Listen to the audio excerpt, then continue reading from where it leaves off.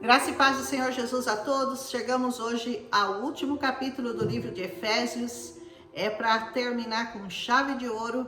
Paulo vai nos dar uma receita para nós continuarmos a nossa guerra contra o nosso inimigo. Lembrando que no capítulo 1 do livro de Efésios, Paulo fala sobre a convergência de todas as coisas terrestres e celestes, que tudo converge para o Senhor Jesus. Então ele é o centro de tudo. No segundo capítulo, ele já nos mostra como que nós somos salvos. A salvação em Cristo Jesus que vem pela graça. Porque ele diz, pela graça vocês são salvos. No terceiro capítulo, ele mostra a participação de nós, os gentios, no Evangelho. Como que nós nos tornamos cordeiros e coparticipantes do Evangelho através do conhecimento do amor de Cristo na sua altura, largura, comprimento e profundidade. Muito lindo o capítulo 3. Já no capítulo 4, Paulo dá orientações de como nós devemos nos comportar, né? Depois de nós termos recebido a Cristo, sem ira, sem contenda, sem cobiça, sem inveja, porque todas essas coisas, elas dão lugar ao diabo, ao nosso inimigo. Então, nós temos que fazer de tudo, evitar que o inimigo ache espaço, ache lugar para trabalhar em nós, com amor e perdão a todos, sendo demonstrado através da cruz de Cristo Jesus. E no quinto capítulo, antes desse que nós vamos falar hoje, ele continua a dar instruções à igreja sobre como se apresentar na presença de Deus, sem imoralidades sexuais, sem malícia, uma igreja limpa, uma igreja sem mancha, gloriosa e sem máculas.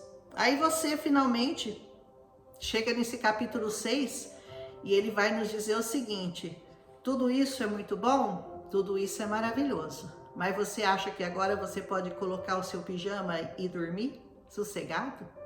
E disse: não, agora você já sabe onde você entrou, agora você sabe que você entrou numa guerra, você está numa guerra, mas você não entrou nessa guerra sozinho, porque o Senhor vai te capacitar a vencer todos os seus inimigos, exteriores, interiores e celestiais. Amém? Então ele vai fornecer para você não um pijaminha, ele vai te oferecer um capacete, uma espada, ele vai te dar armas para você guerrear, mas ele está junto com você nessa guerra. Então não tenha medo, porque é uma guerra que você não venceria sozinho, com certeza, mas com as armas que o Senhor nos dá, nós podemos fazer tudo que ele falou nos 5 primeiros capítulos. E talvez seja essa a carta dos Efésios mais conhecida de todos, porque fala da armadura de Deus. Ainda que você não seja um cristão praticante, ainda que você não ouça muito essa palavra, mas você já ouviu falar da armadura de Deus. Amém? Só nós vamos hoje falar dela, né, dessa armadura com mais propriedade, com um pouquinho mais de discernimento espiritual. Vamos falar de cada peça dessa armadura, o que elas representam, né? Então, 2 coisas você já entende aqui, que você tem uma guerra para lutar.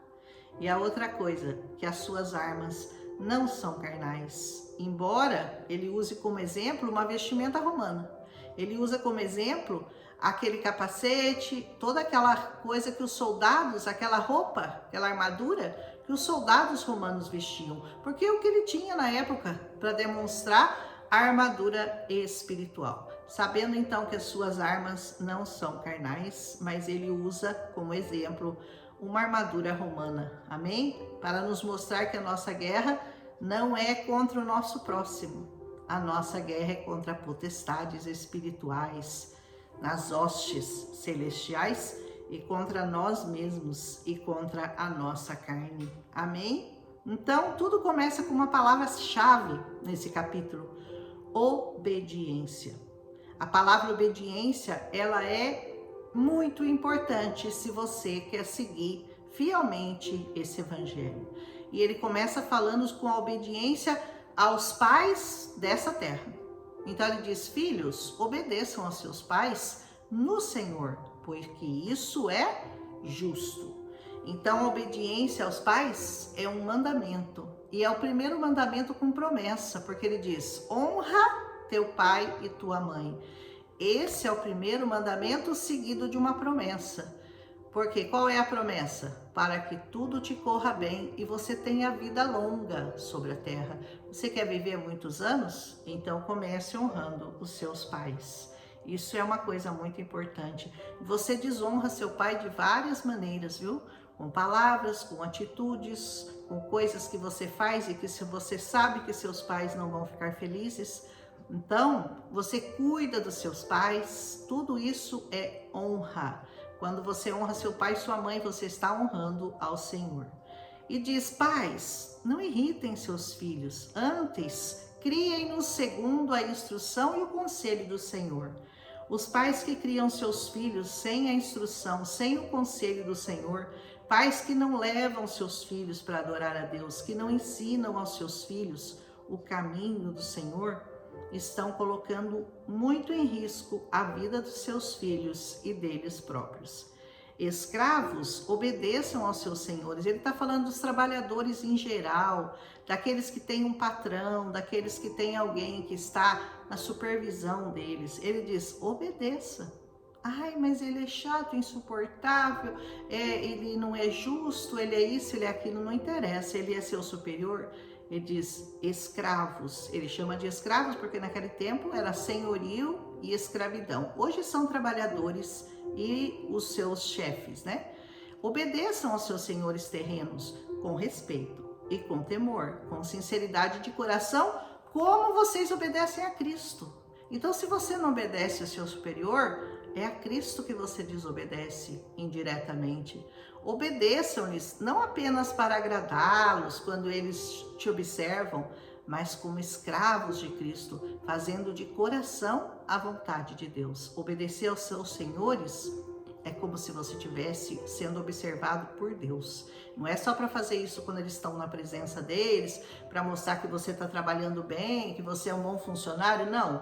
Longe também, porque você sabe que você está sempre sendo observado pelo Senhor.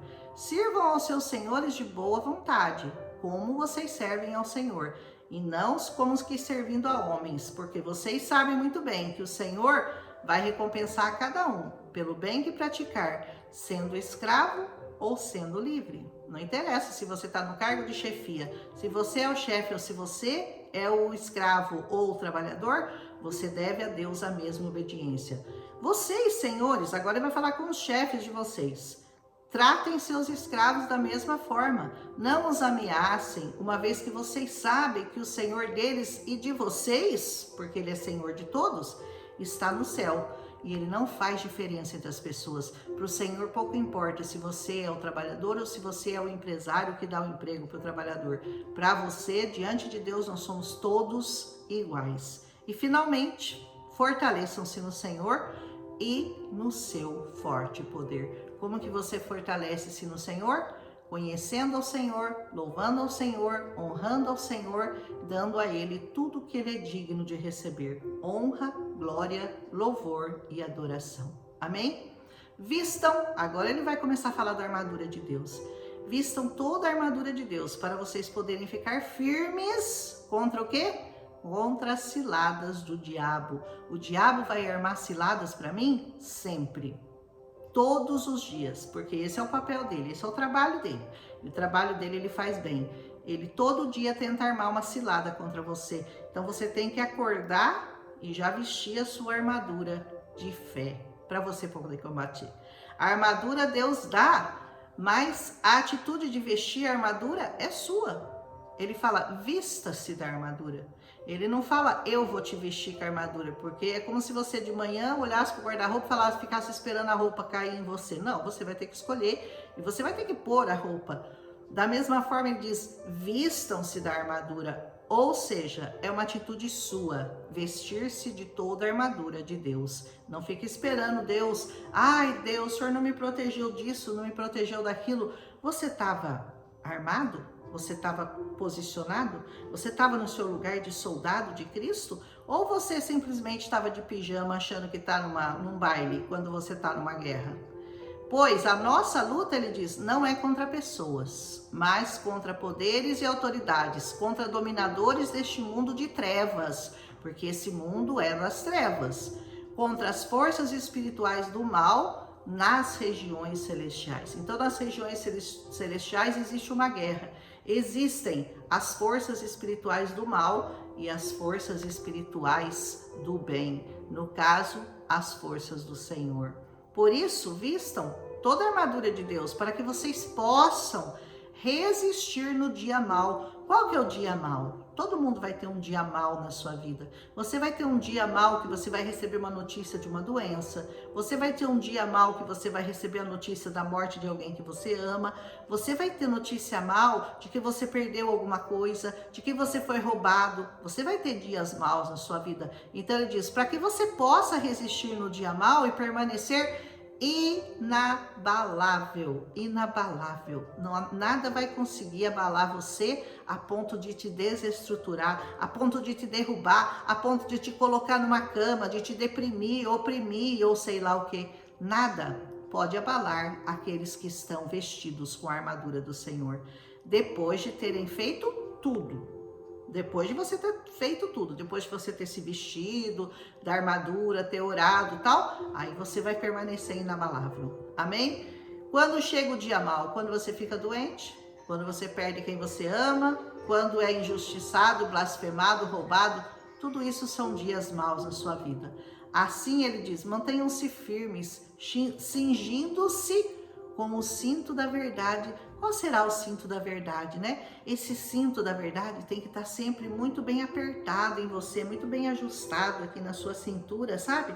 Porque toda vez que esse mundo tentar te enganar com a mentira, porque esse mundo sempre vai tentar te enganar com a mentira, com situações contrárias, aquelas que fazem o seu pensamento ir para aquilo que você está vendo e não para aquilo que a sua fé te diz para acreditar, isso é você estar vestido o cinturão da verdade, é contra a mentira, que quer mostrar situações para você que parecem diferentes daquelas que o Senhor tem dito para você que vai acontecer, mas em qual você vai acreditar? Se você estiver com o cinturão da verdade, vestido, apertado, você sabe muito bem que você não vai acreditar na mentira, na aparência daquilo que o diabo quer te mostrar. A aparência de que não valeu a pena, a aparência que você lutou em vão, essa guerra do Senhor, a aparência de que tudo aquilo que o Evangelho fala é tão contrário àquilo que você está vivendo. Você, se você tiver com o cinto da verdade bem apertada, e essa é a hora de você apertar o cinto da verdade, a verdade prevalecerá. E a verdade você sabe que é Jesus. Amém? Cinto da verdade. Depois ele diz, vestindo a couraça da justiça. A couraça, ela fica aqui, ela protege o seu peito, ela protege você de emoções humanas. Nós somos enganados pelo nosso coração, nós somos enganados pelas nossas emoções, pelos nossos sentimentos. Mas essa couraça, ela vai te proteger de todos os sentimentos contrários àquele que a palavra profetizou na sua vida. Então, essas emoções, elas tentam sempre te afastar da fé. Porque a fé não é uma emoção, a fé é um dom de Deus e ela vem pelo ouvir e ouvir pela palavra, então é diferente de emoção, você tem que separar fé e emoção, uma vez que os seus sentimentos, eles fecham os seus olhos da fé. Então, a couraça da justiça tem que estar presente na sua vida. Você tem que entender que a justiça de Deus sempre prevalece contra todos os seus opositores. E tendo os pés calçados com a prontidão do Evangelho da Paz. Os seus pés têm que estar sempre prontos a sair, a pregar, e eles têm que estar sempre na direção certa, né? Caminhando em direção ao alvo, caminhando em direção ao Senhor. Saber aonde você está indo, e é fundamental para que eles não se desviem para o mundo. Pés calçados com a prontidão do Evangelho da Paz. Aleluia! Depois disso ele diz, usem o escudo da fé, com a qual vocês poderão apagar todas as setas inflamadas do maligno. O escudo é muito importante, né? Porque ele vai aqui na sua frente, né? O seu escudo é o Senhor. Então, quando aquela situação contrária bate no escudo, ela protege você. Embora você leve um baque, mas aquele baque já foi diminuído, porque primeiro pegou no escudo, para depois te atingir. Então, isso daí vai impedir que aquelas situações contrárias, que aqueles baques que você vai levar, eles sejam para te derrubar definitivamente, para te destruir. Eles só vão te dar uma balançada, mas o escudo é o primeiro que vai receber aquele problema. E esse escudo é o Senhor. Ele vai estar sempre na tua frente, assim como um escudo, pronto para receber todas as setas, porque o inimigo manda setas todos os dias na sua vida, setas inflamadas do maligno, no seu pensamento, por isso que precisa do capacete da salvação. Ele vai mandar aqui no seu peito, nas suas emoções, mas o escudo vai te proteger e vai impedir que essas coisas cheguem muito fortes, né, a ponto de te derrubar. Então, não esquece que o diabo não vai desistir de você, mas não se preocupa, porque Deus também não vai. Amém? E ele não perde nenhuma, não que eu saiba. Você sabe de alguma guerra que Deus perdeu? Eu não sei. Então, você saiba que a sua guerra, ele também vai vencer. E usem o capacete da salvação.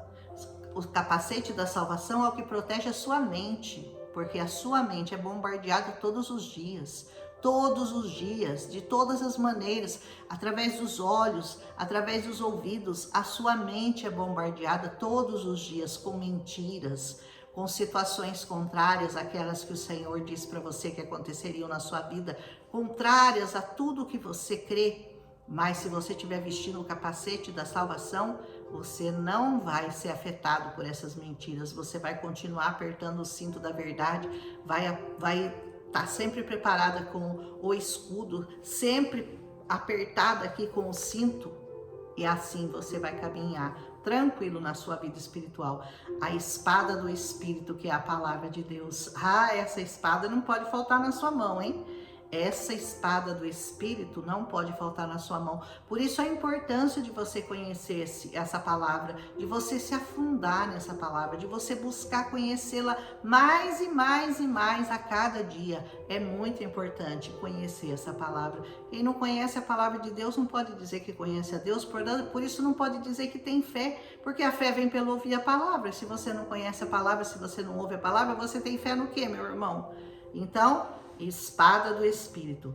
Capacete da salvação, como eu falei, protege das investidas mentirosas, né? Que vão tentar dizer para você sempre, dizer que você não foi salvo nada, que isso é tudo balela, que você não precisa ser salvo. Ser salvo do quê?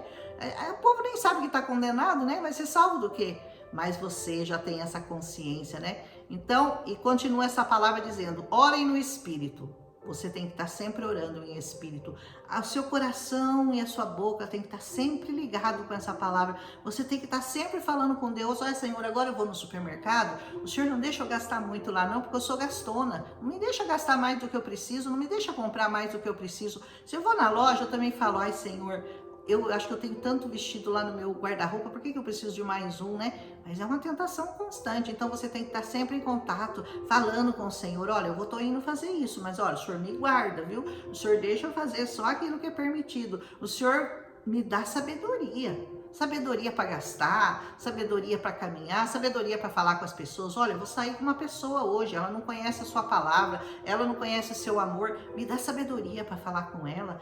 Orando em espírito em todas, sabe quais ocasiões? Em todas as ocasiões, com toda oração, com súplicas e tendo isso em mente, estejam atentos e perseverem na oração por todos os santos. A palavra-chave, né? Perseverança. Muitas pessoas começam essa corrida até Cristo Jesus, começam bem, mas no meio do caminho eles não são perseverantes, eles acabam desistindo, acabam ficando mais enfraquecidos, cai para cá, cai para lá e acabam, quando vê, já está prostrado no chão e não seguiu no caminho do Senhor. Então, perseverança em oração é uma coisa muito importante. E Paulo finalmente diz, orem também por mim, vocês aí que estão me ouvindo, orem por mim também, tá?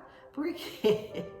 Todos nós precisamos de alguém que ore por nós, né? Para que quando eu falar, me seja dada a mensagem, a fim de que destemidamente, ou seja, sem medo, eu torne conhecido o mistério do Evangelho. Que o Senhor também dê a mim esse espírito de ousadia e esse discernimento para poder falar a palavra dele de uma maneira que as pessoas consigam entender mais facilmente do que só lendo essa palavra, pelo qual eu sou embaixador preso em correntes. Paulo estava sempre preso, ele estava na prisão quando escreveu essa carta. Orem para que, permanecendo nele, eu fale com coragem, como me cumpre fazer. Senhor, me dá coragem, me dá determinação, me dá perseverança para eu continuar pregando esse evangelho a toda criatura. Tíquico, ele diz, o irmão amado e fiel servo do Senhor, lhes informará tudo, para que vocês também saibam qual é a minha situação e o que eu estou fazendo. Paulo dizia isso na carta. Enviei-o a vocês por essa mesma razão, para que vocês saibam como estamos e para que ele os encoraje. É para isso que servem os ministros da palavra de Deus, né?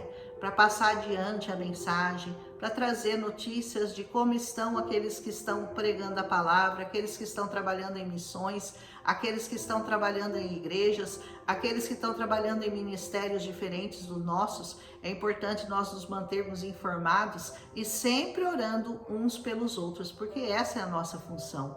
A paz seja com todos os irmãos, o amor com fé da parte de Deus, Pai, e do Senhor Jesus Cristo.